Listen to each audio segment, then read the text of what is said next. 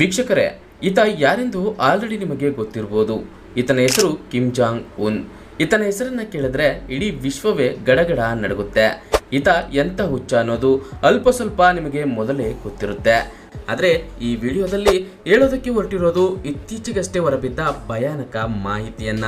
ಅದನ್ನ ಕೇಳಿದ್ರೆ ಇವನೆಂಥ ಪಾಪಿ ಗುರು, ಇವನಂತವನು ಈ ಭೂಮಿ ಮೇಲೆ ಯಾರು ಇರಲು ಸಾಧ್ಯವಿಲ್ಲ ಎಂದು ಹೇಳ್ತೀರಾ? ಹೌದು ವೀಕ್ಷಕರೇ, ಪ್ರತಿ ವರ್ಷ ಈತನ ಜೊತೆ ಕನ್ಯತ್ವ ಕಳೆದುಕೊಳ್ತಾರೆ 25 ಕನ್ಯೆಯರು. ಈತ ಹುಡುಗಿಯರನ್ನ ಆರಿಸುವ ವಿಧಾನವೇ ಅತಿ ಭಯಾನಕ. ಇತ್ತೀಚೆಗಷ್ಟೇ ಉತ್ತರ ಕೊರಿಯಾದಿಂದ ಎಸ್ಕೇಪ್ ಆಗಿ ಬಂದ ಯುವತಿಯೊಬ್ಬಳು ಬಿಚ್ಚಿಟ್ಟ ಕರಾಳ ಸತ್ಯವಿದು.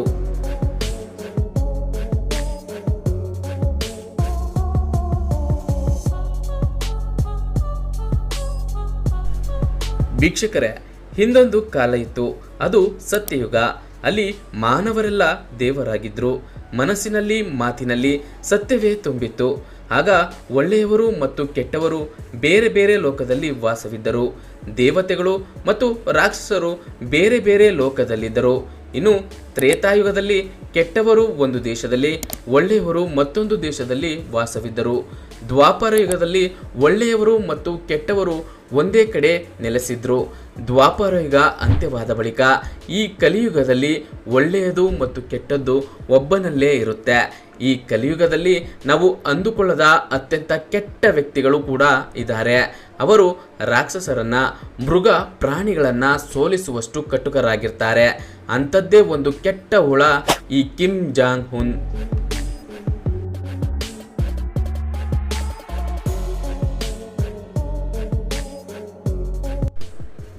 ದುಂಡು ಮುಖ, ವಿಚಿತ್ರವಾದ ಹೇರ್ ಸ್ಟೈಲು, ಸೂಟು ಬೂಟು ಹಾಕೊಂಡು ಟಿಪ್ ಟಾಪ್ ಆಗಿ ರೆಡಿಯಾಗಿರೋ ಈ ಕುಳ್ಳನೆ ಆಕೃತಿ ಇದೆಯಲ್ಲ, ಇದನ್ನ ಕಂಡ್ರೆ ಇಡೀ ವಿಶ್ವವೇ ಬೆಚ್ಚಿ ಬೀಳುತ್ತೆ.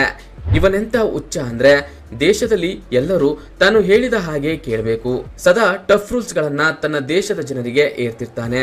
ದೇಶದ ಒಂದಿಂಚು ಇನ್ಫಾರ್ಮೇಶನ್ ಕೂಡ ಹೊರ ಹೋಗದಂತೆ ಈತ ಕಾವಲು ಇಟ್ಟಿದ್ದಾನೆ. ಇದಿಷ್ಟೇ ಅಲ್ಲದೆ ಆತನ ದೇಶಕ್ಕೆ ಆತನೇ ದೇವರಂತೆ.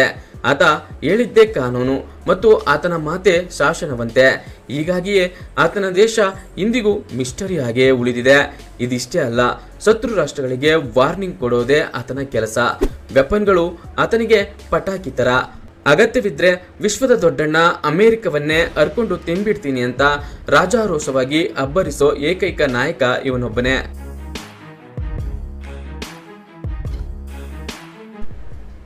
ಅಷ್ಟಕ್ಕೂ ಈ ಕಿಮ್ ಕುಳ್ಳನ ಬಗ್ಗೆ ಈಗೇಕೆ ಮಾತು ಎಂಬ ಪ್ರಶ್ನೆ ನಿಮ್ಮಲ್ಲಿ ಮೂಡಬಹುದು. ಅದಕ್ಕೊಂದು ರೀಸನ್ ಇದೆ. ಕಿಮ್ ಕುರಿತಾದ ಶಾಕಿಂಗ್ ಮಾಹಿತಿಯೊಂದು ಇದೀಗ ಬ್ಲಾಸ್ಟ್ ಆಗಿದೆ. ಅದೇನೆಂದರೆ, ಕಿಮ್ ಜಾಂಗ್ ಆಸೆಗಳನ್ನು ತೀರಿಸಲು ಪ್ರತಿ ವರ್ಷ 25 ಹುಡುಗಿಯರು ತಮ್ಮ ಕನ್ಯತ್ವ ಅಂದರೆ ವರ್ಜಿನಿಟಿಯನ್ನು ಕಳೆದುಕೊಳ್ತಾರಂತೆ. ಇದು ಕೇಳಲು ತುಂಬ ವಿಚಿತ್ರ ಎನಿಸಿದ್ರು ಇದೇ ಕಟು ಸತ್ಯ. ಇದನ್ನು ಕೇಳಿದ ಮೇಲೆ ಬಹುಶಃ ನಿಮಗೆ ಕೋಪ ಬಂದಿರಬಹುದು.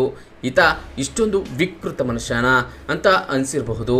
ಆದರೆ ಇದು ಬರೀ ಟ್ರೈಲರ್ ಅಷ್ಟೇ. ಕಿಮ್ ಅಣ್ಣನ ಅಸಲಿ ಪಿಕ್ಚರ್ ಈಗ ಶುರುವಾಗುತ್ತೆ.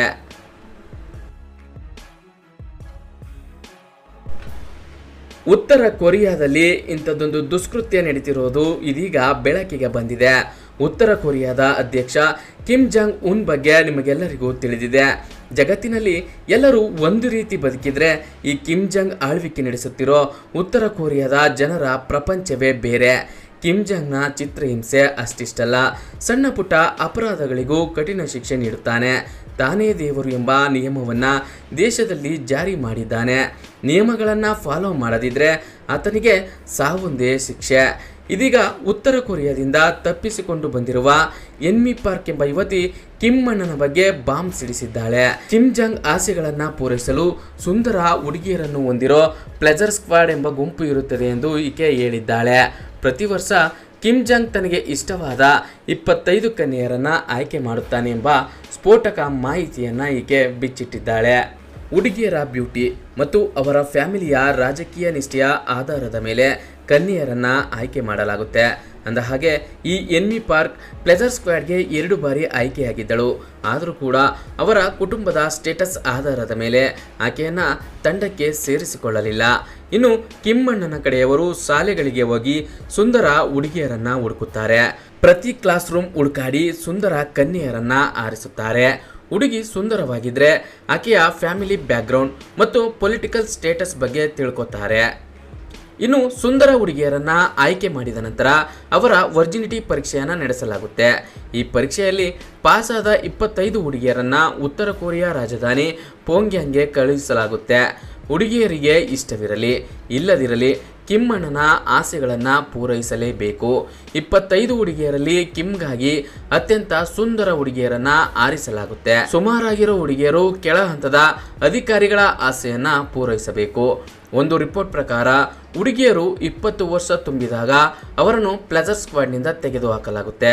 ಆದರೆ ಅವರಲ್ಲಿ ಕೆಲವರು ಕಿಮ್ನ ಬಾಡಿಗಾರ್ಡ್ಗಳನ್ನು ಮದುವೆ ಆಗ್ತಾರೆ. ಅಂದಹಾಗೆ ಈ ಪ್ಲೆಜರ್ ಸ್ಕ್ವಾಡ್ ಕಿಮ್ನ ತಂದೆ 2ನೇ ಕಿಮ್ ಜಂಗ್ ಸಮಯಕ್ಕೂ ಹಿಂದಿನದು. ಈ ವ್ಯವಸ್ಥೆಯು 1970ರಿಂದಲೂ ಜಾರಿಯಲ್ಲಿದೆ. ದೈಹಿಕ ಸಂಬಂಧವು ಮರಣವಿಲ್ಲದೆ ಅಮರತ್ವಕ್ಕೆ ಕಾರಣವಾಗುತ್ತೆ ಅಂತ ಕಿಮ್ ತಂದೆ ನಂಬಿದ್ದರು.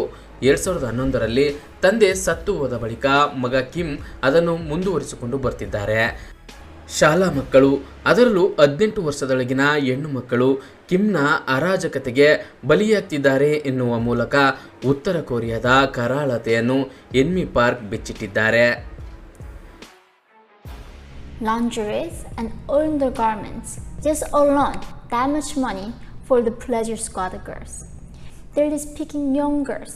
Some of them are elementary school girls.